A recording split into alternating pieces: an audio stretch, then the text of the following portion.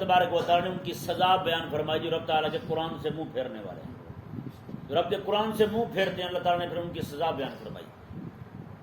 یہ دیکھیں جی اللہ تبارک و تعالیٰ نے ارشاد میں وَهَذَا كِتَابٌ أَنزَلْنَاهُ مُبَارَكٌ، میں یہ جو کتاب ہے نا ہم نے نازل کی ہے یہ بڑی برکت والی کتاب ہے.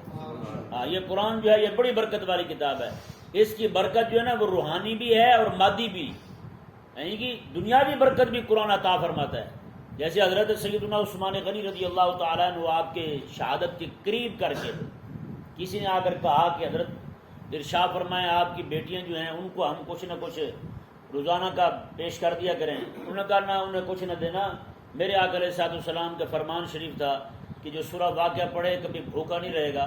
تو میں نے سورہ واقعہ کا وظیفہ بتایا ہوا ہے، وہ میں نے بتایا ہوا ہے، وہ پڑھتی ہیں. اللہ تبارک و تعالیٰ جو ہے نا ان کو روٹی دیتا رہے گا، اس کی فکر ان کی فکر نہ کرنا. اندازہ لگائیں. تو یہ قرآن جو ہے نا یہ ظاہری تندرستی کو بھی دور کرتا ہے اور یہ روحانی تندرستی کو بھی دور کرتا ہے. لیکن سب سے بڑا بدبخت وہ ہے جو رب تبارک و تعالیٰ کے قرآن سے روحانی بالیدگی نہ لے سکے، دل کا نور نہ لے سکے. رب تبارک و تعالیٰ کے قرآن سے سب سے بڑا بدبخت وہ بندہ ہے. سمجھ آیا نا؟ دیکھیں جی رب تبارک و تعالیٰ نے ارشاد فرمایا وَهَذَا كِتَابٌ أَنزَلْنَاهُ، اور یہ کتاب ہم نے نازل کی مبارک بڑی برکت والی کتاب ہے.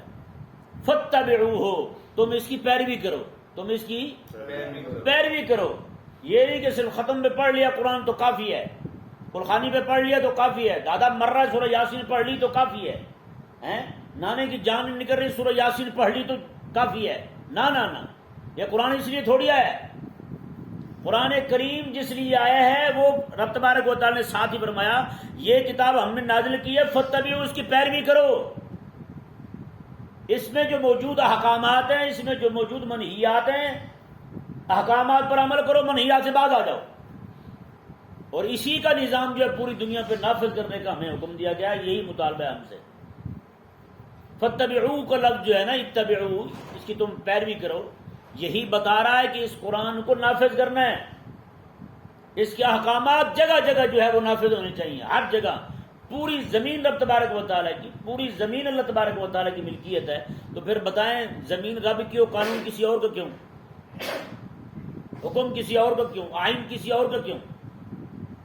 رب تبارک و تعالیٰ نے ارشاد فرمایا واتقوہ، اور ڈرو تم رب تبارک و تعالیٰ سے، لعلکم ترحمون، تاکہ تم پر رحم کیا جائے، تاکہ تم پر رحم کیا جائے.